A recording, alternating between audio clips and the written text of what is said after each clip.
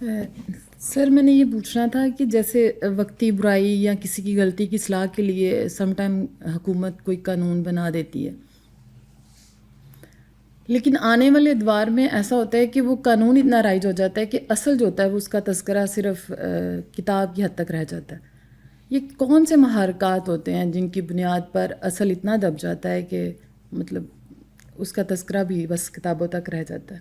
انسانوں کی جو طبیعت ہے، مزاج ہے، وہ دراصل اس طرح کی ہے کہ وہ ظاہری چیزوں میں پھنس جاتے ہیں۔ تو کوشش یہ کرنی چاہیے کہ تعلیم دی جاتی رہے لوگوں کو، قانون کی حکمتیں، قانون کی وجہ بتائی جاتی رہیں تاکہ لوگ اس سے واقف رہیں۔ اللہ تعالیٰ نے یہ چاہا تھا کہ ہم 5 وقت کی نمازوں میں قرآن پڑھیں تاکہ اس کی تعلیم تازہ ہوتی رہے، لیکن ہم نے قسم کھا لی کہ عربی پڑھنی نہیں ہے۔ ہم نے قسم کھا لی کہ قرآن مجید بھی بس 4-5 صورتیں یاد کر لینی اور ساری زندگی گزار دینی ہے۔ تو اس کی وجہ سے پھر خدا کا جو منصوبہ تھا وہ ادھورا رہ گیا۔ عربوں کے ہاں اس طرح کی چیزیں کم ہوتی ہیں کیونکہ وہ ان کو عربی آتی ہے، تو قرآن کا تلاوت کرنے والے بھی اس کا فیض حاصل کرتے رہتے ہیں۔ تو اس لیے قرآن کی تعلیم عام ہونی چاہیے اور قوانین کی تاکہ حکمت واضح ہوتی رہے۔ اب یہ جو یہاں پہ اللہ تعالیٰ نے زور لگایا ہے کہ بیوی کو گھر میں نقصان پہنچانے کے لیے نہیں رکھ سکتے یا دوسرے شوہر سے شادی کرنے سے نہیں روک سکتے، اللہ تعالیٰ نے چھوٹے چھوٹے 2 کیسز کو اتنی اہمیت کیوں دی ہے؟ تاکہ قانون کی حکمت سمجھ میں آئے، شریعت کی حکمت سمجھ میں آئے، اور یہ پتہ چلے کہ اللہ تعالیٰ کے ہاں اخلاقی معاملات کی کتنی اہمیت ہوتی ہے۔ تو وہ اخلاقی تعلیم دیتے رہنا چاہیے۔ اصل میں ہمارا گھر بالکل ہی، ہمارا گھر کا مطلب ہے کہ جو ہمارے گھر ہیں، ہمارا گھر بالکل ہی محروم ہو گیا ہے دانائی سے، بالکل محروم ہو گیا۔ مجھے، میری نسل کو پرورش کیا تھا میرے والدین نے، اور اب جو نسلیں ہمارے بچوں کے برابر ہیں ان نسلوں کو تربیت کیا ہے ٹیلی ویژن نے۔ اس کی وجہ سے ان کے ذہنی ڈھانچہ یا ذہنی تصورات اتنے ناقص بنے ہیں کہ ان کو اچھی خاصی بات سمجھانا ناممکن ہو جاتا ہے۔ اور اب اگلی جو نسل آئے گی اس کا تو اللہ ہی مالک ہے، کیونکہ اس کو سوشل میڈیا، ٹیلی ویژن میں تو پھر کوئی گھر والے بیٹھ کے ساتھ بیٹھے ہوئے ہیں، کوئی اچھی چیز ہے تو دیکھ رہے ہیں، بند کر دی ہے۔ سوشل میڈیا میں تو اس نے اپنی پسند کی چیزیں دیکھنی ہے صرف، اور پتہ نہیں کیا دیکھتا، وہ اللہ ہی بہتر جانتا ہے۔ چھوٹے چھوٹے بچے 2-2 سال کے ہیں، ان کے ہاتھ میں ہم نے یہ چیزیں پکڑا دی ہیں، اور وہ جو کچھ بن رہے ہیں بس وہی بنیں گے۔ پہلے وہ اپنے نانی کے پاس بیٹھتے تھے، دادی کے پاس بیٹھتے تھے، دانائی کی باتیں، حکمت کی باتیں وہ سمجھتے تھے۔ اب کون سمجھائے گا؟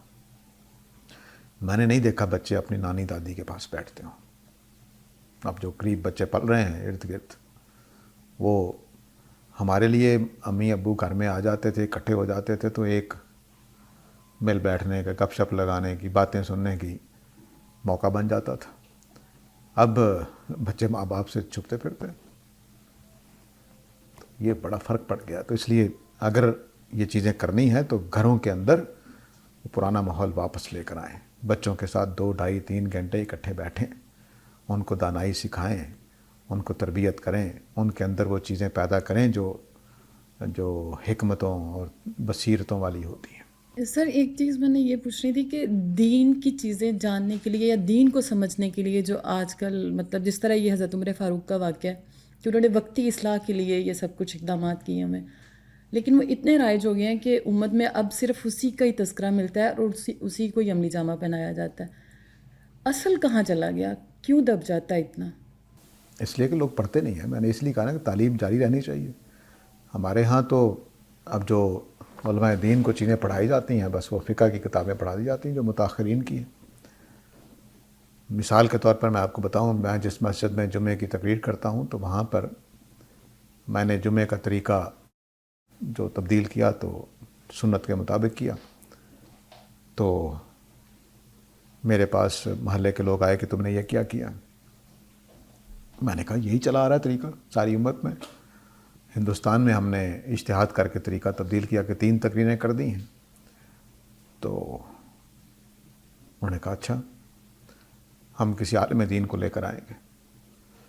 تو وہ علماء دین کو لے آئے 2-3 کو۔ تو میں نے پرانی کتابیں، امام شافعی کے زمانے کی، امام مالک کے زمانے کی کتابیں سامنے کھولیں تو وہ عبارت پڑھ کے سمجھ نہیں سکتے تھے، نہیں سمجھ سکتے تھے، تو کتابیں پڑھتے ہی نہیں ہیں۔ مثلا قدوری میں لکھا ہوا ہے کہ گاؤں میں جمعہ نہیں ہوتا، کون سمجھائے گا اس کو؟ گاؤں میں جمعہ کیوں نہیں ہوتا؟ اب تو ہر گاؤں میں ہو رہا ہے۔ گاؤں میں جمعہ اس لیے نہیں ہوتا کہ جمعہ جو ہے وہ حکمران جماعت پڑھائے گی، حکمران جماعت پڑھائے گی تو کوئی گورنر پڑھائے گا، کوئی عامل پڑھائے گا، تو گاؤں میں تو عامل نہیں ہوتے، تو گاؤں میں جمعہ بھی نہیں ہوگا۔ تو قدوری کا یہ جملہ آج کے علماء کو سمجھ نہیں آتا، جو پرانی کتابیں پڑھتے ہیں ان کو تو سمجھ آ جاتا ہے، لیکن کسی سے پوچھیں کہ یہ کیا مطلب ہے اس کا، گاؤں میں جمعہ نہیں ہوتا، وہ آپ کا سر پھوڑ دے گا، کیوں نہیں ہوتا؟ ہمارے گاؤں میں تو ہو رہا ہے۔